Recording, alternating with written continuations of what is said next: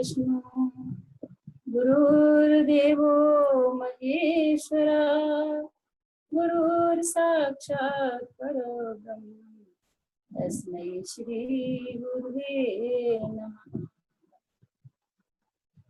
दाता तेरी रजा रहे और तू ही तू रहे, बाकी न मैं रहूं न मेरी आरज़ू रहे। जब तक कि तन में प्राण रहो में लहू रहे। राधा स्वामी। बोल श्री परम दयाल जी महाराज की जय। बोल सच्चे दरबार की जय। बोल ममता मई माता जी की जय। राधा स्वामी।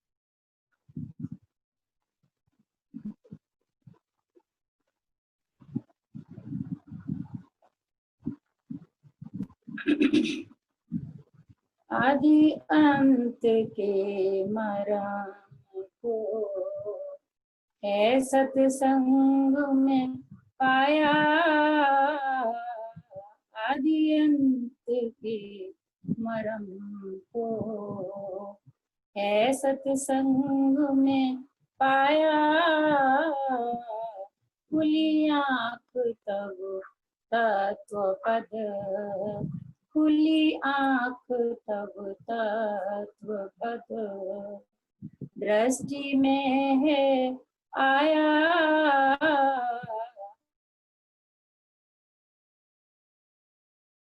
तत्व पद दृष्टि में है आया। आदि अंत के मरम को अपने आप में खो गए, भूला निज आपा। अपने आप में खो गए, भूला निज आपा। मापा मापा आपे को नहीं, मापा आपे को नहीं। किया सबका मापा, मापा आपे को नहीं। किया सबका मापा, गुरु मिले निज दया से आपा है दर्शाया। गुरु मिले निज दया से आपा है दर्शाया। अपने आप में थे छुपे, अपने आप में थे छुपे सब ब्रह्म और माया। अपने आप में थे छुपे सब ब्रह्म और माया।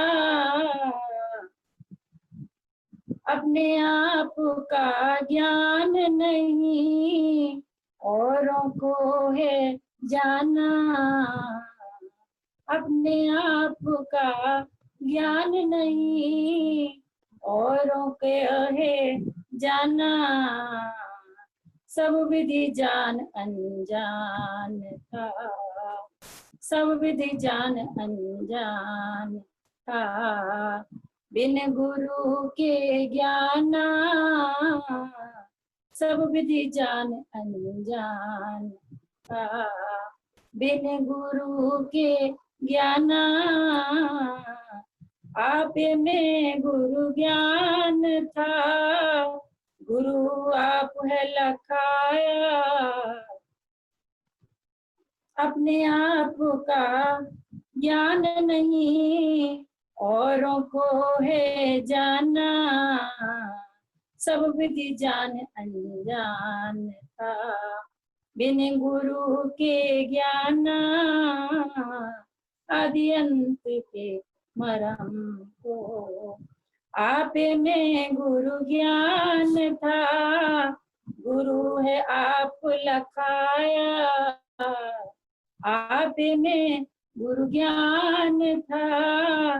गुरु है आप लखाया, भरम मिटा दुर्मति गई। भरम मिटा दुर्मति गई। आपे को है पाया, भरम मिटा दुर्मति गई। आपे को है पाया, आदि अंत के मरम को।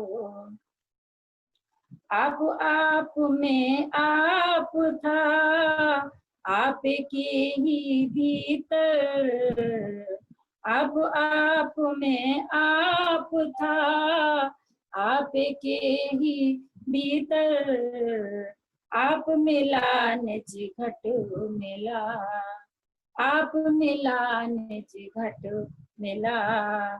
कुछ रहा ना बाहर, आप मिला निज घट मिला। कुछ रहा ना बाहर, आदि अंत के मरम को। राधा स्वामी की दया, आपे को है बुझा। राधा स्वामी की दया, आपे को है बुझा। आपे को जब लख लिया, आपे को जब लख लिया। सब कुछ तब है सूझा, आपे को जब लख लिया। तब सब कुछ है सूझा, आदि अंत के मरम को। है सत्संग में पाया, खुली आंख तब रात पद। दृष्टि में है आया, आदि अंत के मरम को। राधा सतगुरु परम पूज्य सतगुरु जी के गुरुवर महर्षि शिवव्रत दाता दयाल जी महाराज का ये शब्द है, जो उन्होंने इसमें वो अंतर के लिए जोर दे रहे हैं कि हम बाहर में ही रहते हैं हमेशा, लेकिन जब संतों के पास गुरुओं के पास जाते हैं तो वो अपने आप को जानो, ये बतला। बाहर की दुनिया जानने से कुछ नहीं प्राप्त होगा। जो भी जिसने भी अपने आपे को जान लिया, मतलब अंतर्दृष्टि जिसकी है, अपने अंतर की वाणी को सुन लिया, अंतर के शब्द को सुन लिया, अंतर का संसार जान लिया, वही सत्य है, वही सब कुछ है। और बाहर को, पूरी दुनिया को हम जान लेंगे, उससे हमारा कोई लाभ नहीं होगा इस मनुष्य जीवन में आने का, क्योंकि दुनिया तो यही की यही रह जानी है। अंतर की कमाई जिसने की है वही लाभ उठा सकता है, वही आगे बढ़ेगा, उसे ही परमात्मा के दर्शन होंगे, सदगुरु के दरबार में पहुंच जाएगा और आत्म दर्शन सदगुरु उसे करा देगा। तो इसमें दाता दयाल जी कहते हैं समझाते हुए कि आदि अंत के मर्म को सत्संग में पाया।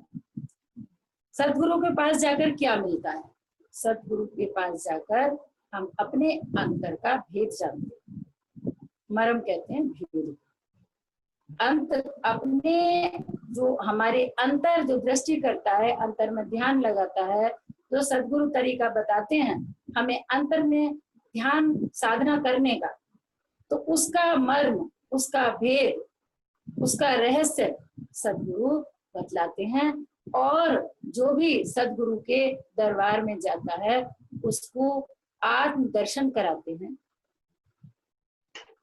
सदगुरु का यही काम है कि वो अंतर का रास्ता बतलाता है।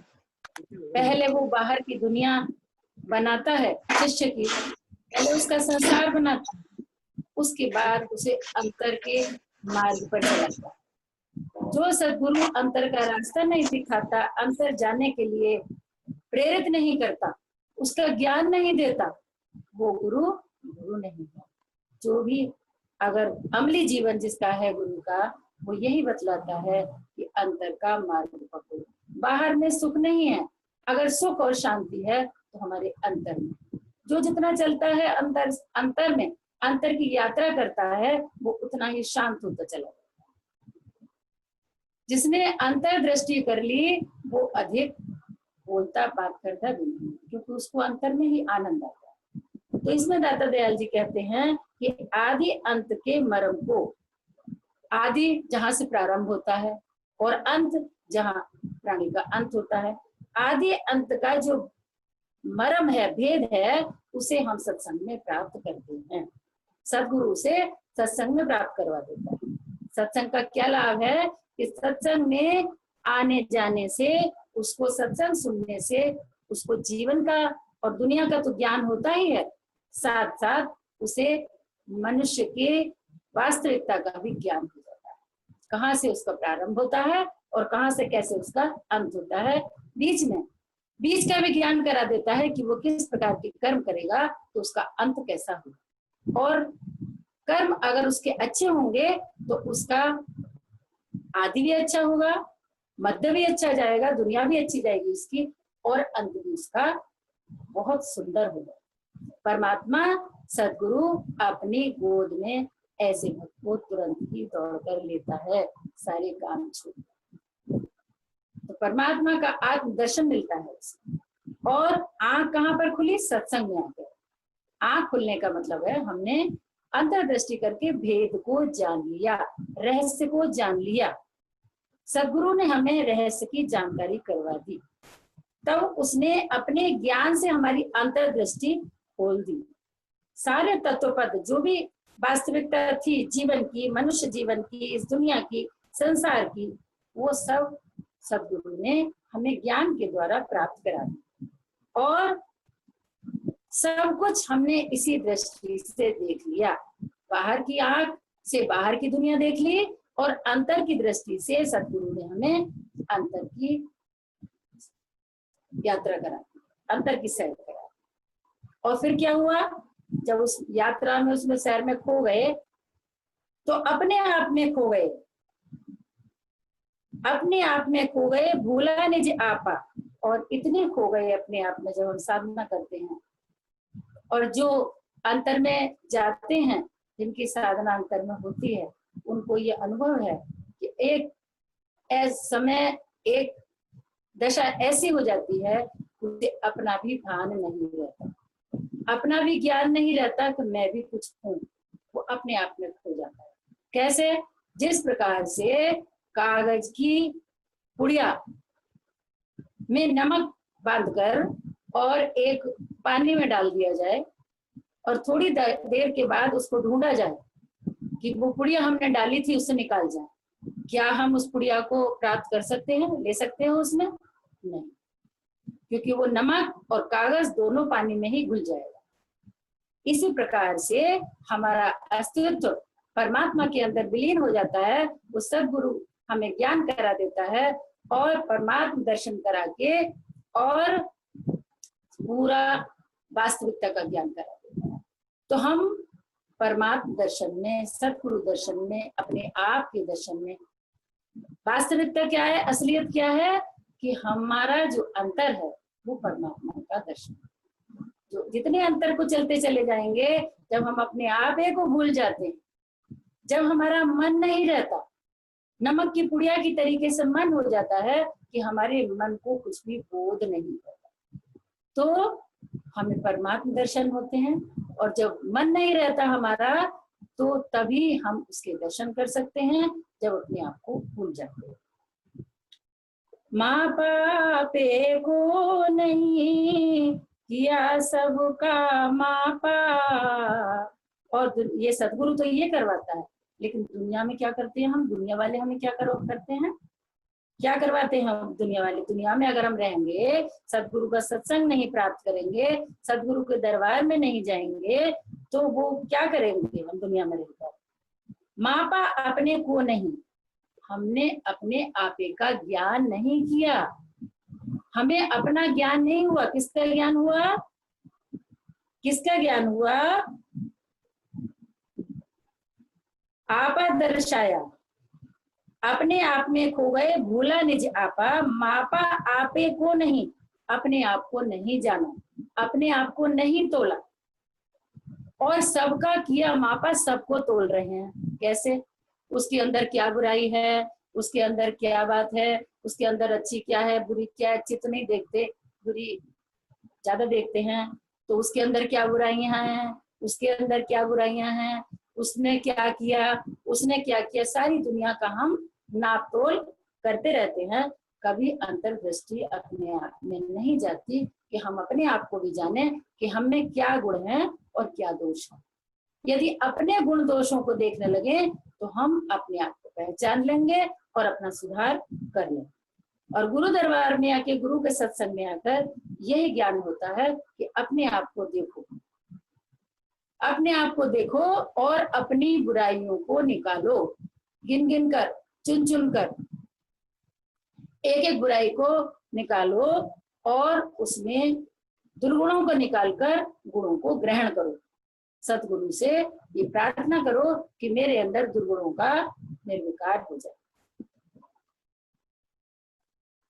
गुरु मिले निज दया से, आपा है दर्शाया।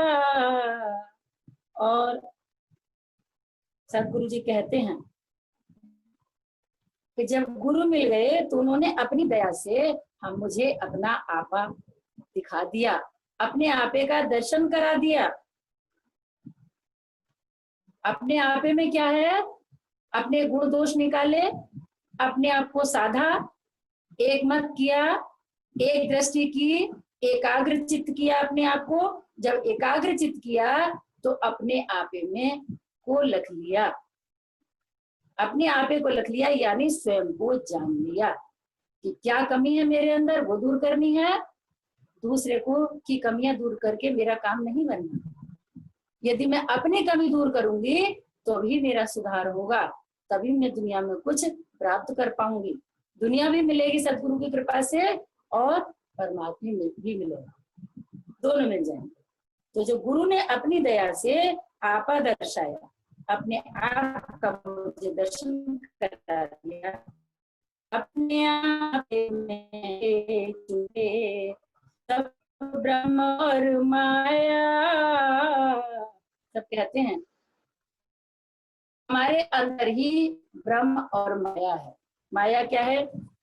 माया है जो भी हमारे बुरे विकार हैं, जो हमारे बुरे विचार हैं, बुरे विकार हैं, हमारी ईर्ष्या, निंदा, चुगली, द्वेष, मोह, अहंकार, ये सब माया।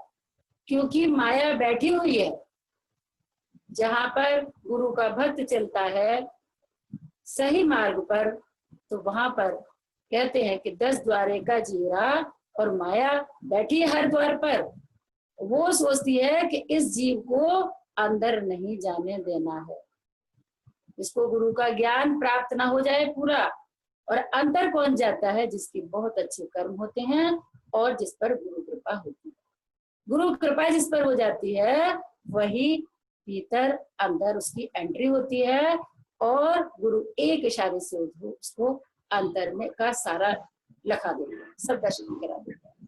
अंतर का दर्शन तभी होता है जब गुरु की दया, जब दया गुरु की हुई, चरणों की भक्ति मिल गई, सब नेवलता मिट गई, निश्चय की शक्ति मिल गई, आ गए सत्संग में और संग सत का हो गया, दुर्मति जाती रही और गुरु के मत का हो गया। गुरु क्या? ज्ञान के रास्ता, तो ज्ञान उन्होंने करवाया। ज्ञान क्या करवाया? ज्ञान उन्होंने करवाया कि यदि हम जीवन आए हैं तो इस मनुष्य जीवन के तत्व हर को, इस दुनिया को और उसके बाद में सतगुरु को आजमा कर कि दुनिया हमारी सगी है या सतगुरु जिससे हमारा कोई रिश्ता नाता नहीं है और जिसको हम केवल भक्ति के रास्ते से, प्रेम के रास्ते से अपना बनाते हैं और इतना अपना बन जाता है कि वो हमारे प्राणों से भी ज्यादा हो जाता है, दिल और जान से ज्यादा हो जाता है। क्यों? कि वो हमें सदमार्ग दिखाता है, जीवन का वास्तविक रास्ता दिखाता है, दुनिया बनाता है। और यदि हम गलत रास्ते पर चल रहे हैं तो वो बतलाता है नहीं बच्चे ये रास्ता नहीं है तुम्हारे लिए, तुम्हारा रास्ता ये है, बदलो। और वो हमें रास्ता बदलवा कर सही रास्ते पर चला देता है। तो हम उसका एहसान कैसे नहीं माने। यदि हम कोई गलत काम कर रहे हैं, अर्थात हमारा जो कमाई का साधन है वो कुछ गलत है, जब हम गुरु के पास जाते हैं और गुरु हमारा देखता है, अंतर का लख लेता है, तो वो कहता है, पूछता है कमाई क्या है तुम्हारी, कैसे कमाई करते हो, क्या बिजनेस है, क्या नौकरी है, क्या जब कुछ छुपा हुआ नहीं है तो वो हम बताते हैं, तो कहता है नहीं, क्योंकि वो आगे तक का हाल जानता है, वो आगे तक का हाल जानता है। वो कहता है नहीं तुम्हारे लिए ये काम सही नहीं है, ये वाला काम करो, क्योंकि वो जानता है कि आगे जाकर उस काम में हमें फायदा नहीं होगा, ये उसकी दुनिया बनानी होगी। जब उसके कहे अनुसार हम विश्वास करके उस काम पर चलते हैं तो हमारा लाभ ही लाभ होता है, हमें हर काम में लाभ ही लाभ दिखाई देता है, हमारे घर में भी बरकत होनी शुरू हो जाती है और सारे काम सही से चलने। तो वो दुनिया भी बनाता है और दीन भी बनाता है, हमारा अध्यात्म का रास्ता ही बनाता है, अध्यात्म के मार्ग पर चलाता है। और जब वो कोई उस रास्ते पर सही तरीके से चलता है तब उसे संतुष्टि होती है कि हाँ ये मेरा शिष्य, ये मेरा भक्त सही रास्ते पर चल रहा है, मेरे ज्ञान के अनुसार चल रहा है, मेरे वचनों के अनुसार चल रहा है। क्यों? कि गुरु के वचनों पर चलना ही उसकी सबसे बड़ी और सच्ची सेवा है। जो गुरु दरबार में आकर, गुरु के द्वार पर आकर, गुरु के संपर्क में आकर, गुरु के सत्संग में आकर उसकी वाणी को नहीं विचार करके सुनता है, नहीं ध्यान देकर सुनता है, उसको याद नहीं रखता है, उसको जीवन में अमल में नहीं लाता है, तो उसका कुछ भी लाभ नहीं होने वाला है।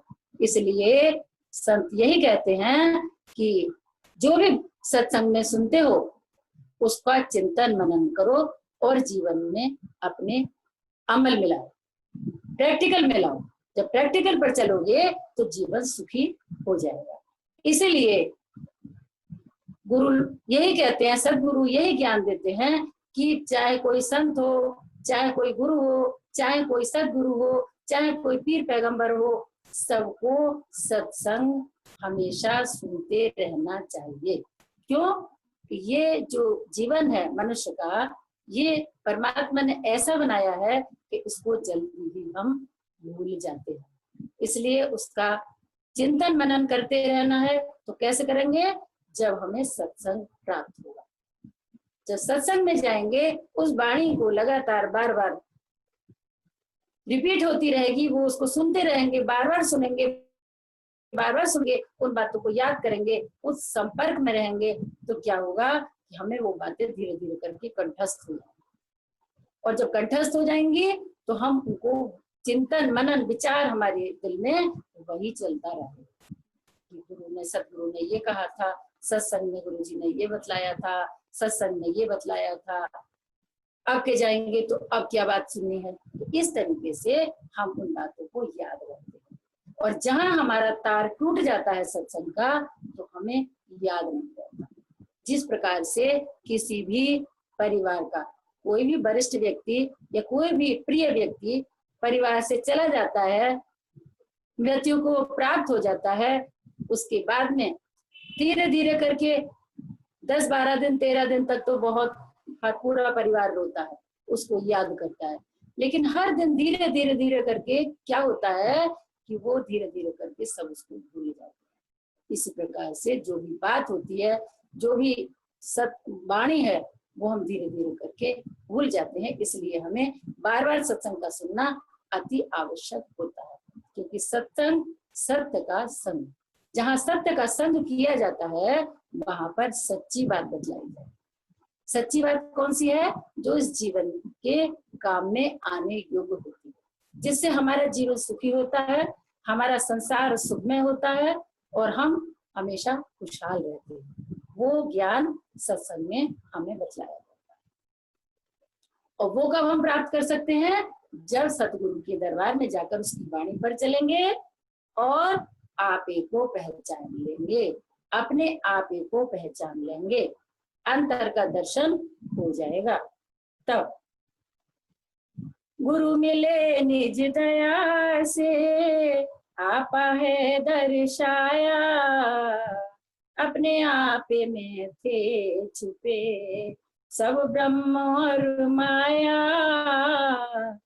जब तक हमें ब्रह्म और माया का ज्ञान नहीं था, अपने आपे का भी ज्ञान नहीं था, तब तक क्या था? ये सब छुपे हुए थे। हमें ये ज्ञान ही नहीं था कि हमारे अंदर परमात्मा है, हमारे अंदर ब्रह्म की शक्ति है। ब्रह्म की शक्ति से ही हम संतान पैदा कर सकते हैं। ब्रह्म की शक्ति से ही हम इस सारी दुनिया को, क्योंकि हमारी जो अंदर की ताकत है वही हमारी विल पावर बढ़ाती है। जब अंतर की शक्ति, हमारी ब्रह्म की शक्ति हमें प्राप्त नहीं होगी तो हम माया उसको परास्त कर देगी। इसलिए ब्रह्म की शक्ति को बढ़ाना अति आवश्यक है। तो ये सब छुपे हुए थे, ये सतगुरु ने अपने ज्ञान से उसका दर्शन कराया और पहचान कराई कि क्या ब्रह्म है और क्या माया, क्या अंतर है ब्रह्म और माया। माया हमें गिराती है और ब्रह्म हमें ऊपर ले जाता है, ऊपर उठाता है, हमारी उन्नति कराता है।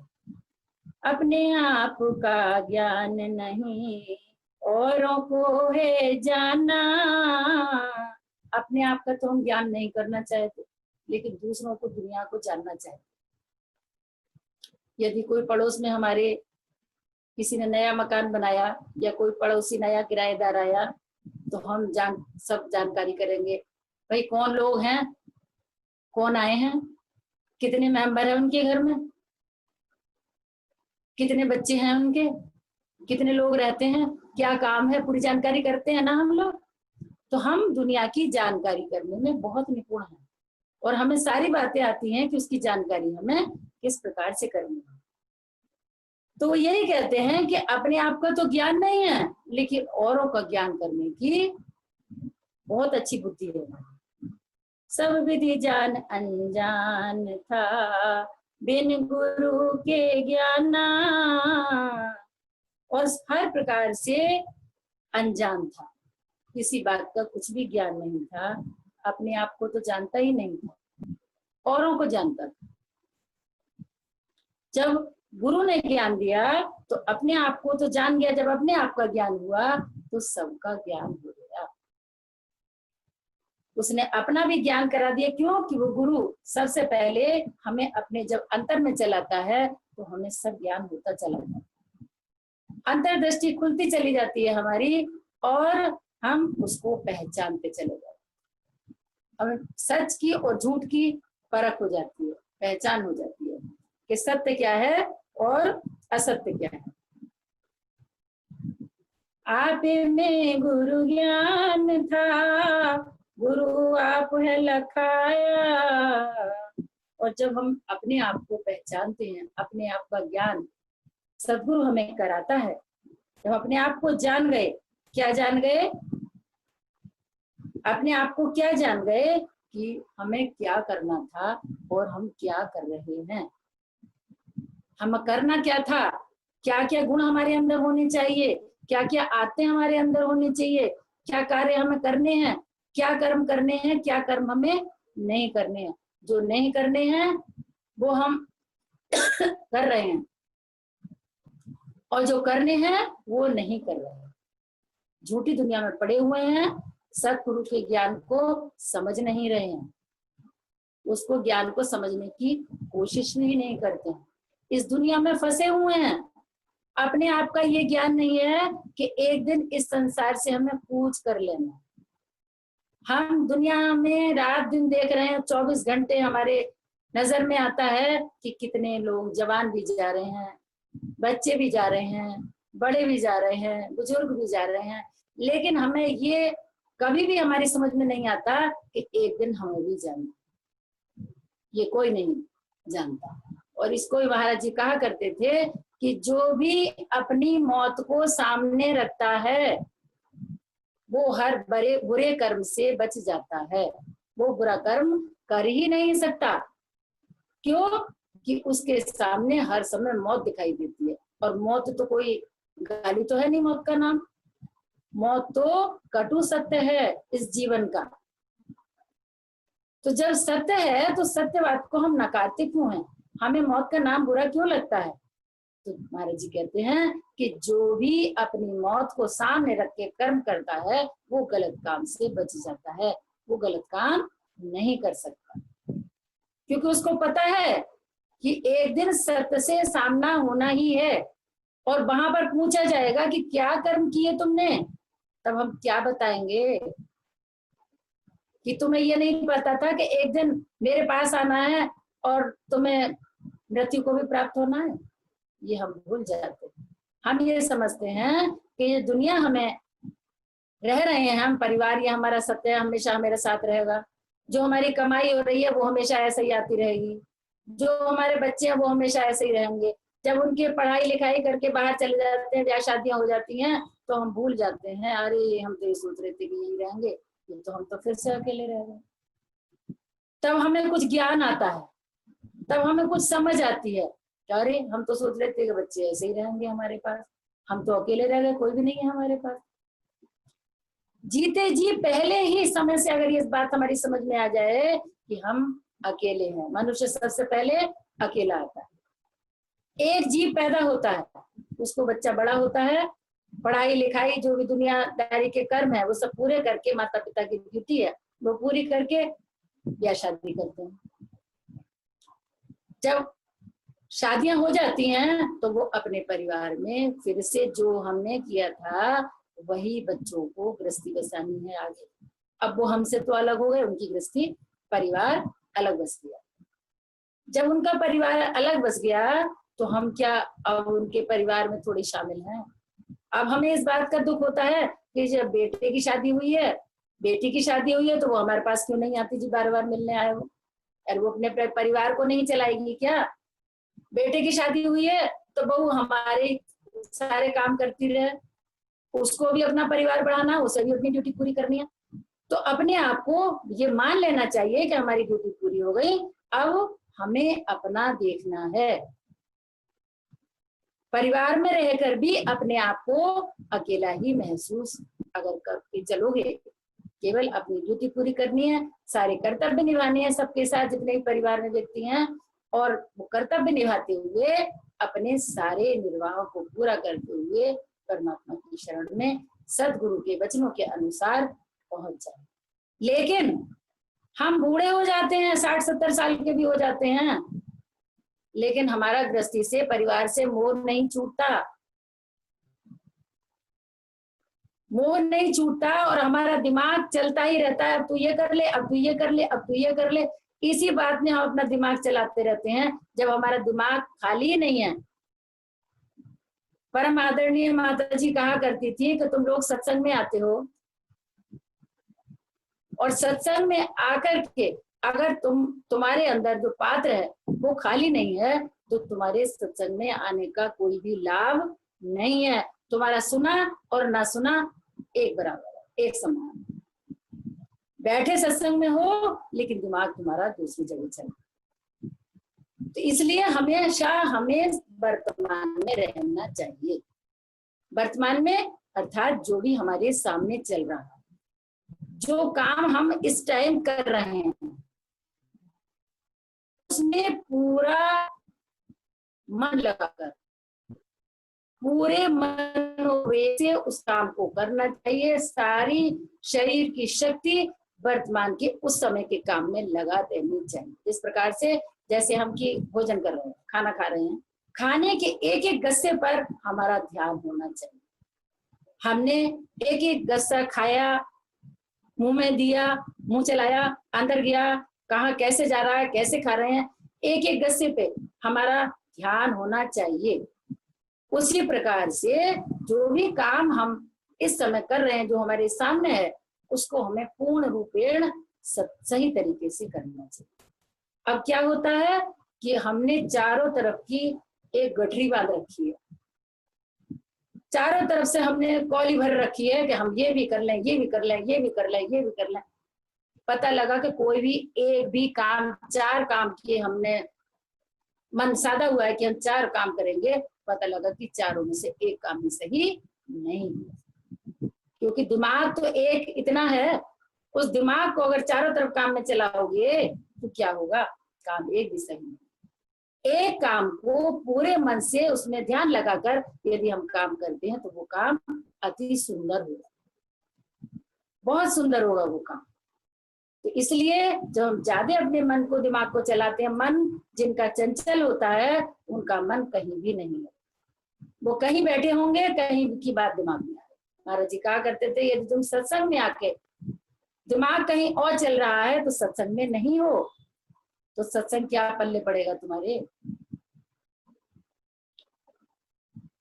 यदि जिस प्रकार से हम एक फकीर कटोरा लेकर जाता है किसी के पास मांगने के लिए, और उसने उसको बर्तन को अनाज से भर दिया, चावल दिए उसने भर दिया, और भरे हुए कटोरे को लेकर वो दूसरे दरवाजे पर जाता है कि लाओ, इसमें कटोरा एक ही है उसके पास मांगने के लिए भिक्षा, और दूसरे दरवाजे पर जाता है, वो कहता है कि लाओ इसी में डाल दो अपनी भिक्षा। तो वो जिसके यहाँ गया है वो कहेगा बाबा इसमें कहाँ से आएगा, इसमें हम जो कुछ डालेंगे नीचे बिखरेगा, नहीं तुम तो इसी में डाल दो।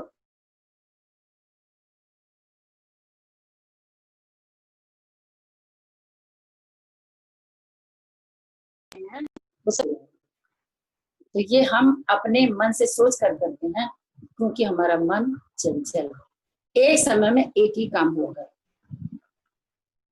तो यदि हम पूरे मन लगाकर एक काम को करेंगे तो वो हमारा अति सुंदर है, परमात्मा हमारा खुश होता है। काम वो है जो हम करते हैं, उस काम को करने से हम अपने आपे को भूल जाए। इसमें आपे की बात कही गई है दाता दयाल जी ने कि अपने आपे को भूलना। तो हम अपने काम को इतना तल्लीन होकर करेंगे, इतना मग्न होकर करेंगे कि हम अपने आपे को भूल जाएंगे। वो है असलियत, वो है वास्तविकता। जो भी लोग इस तरीके से काम करते हैं वो धन्य हैं, वो परमात्मा के प्यारे हैं, वो उसमें लीन होकर करते हैं काम को। जो अपने आप में खो के काम करता है वो अत्यधिक प्रेम है, वो गुरु के वचनों पर पहले से ही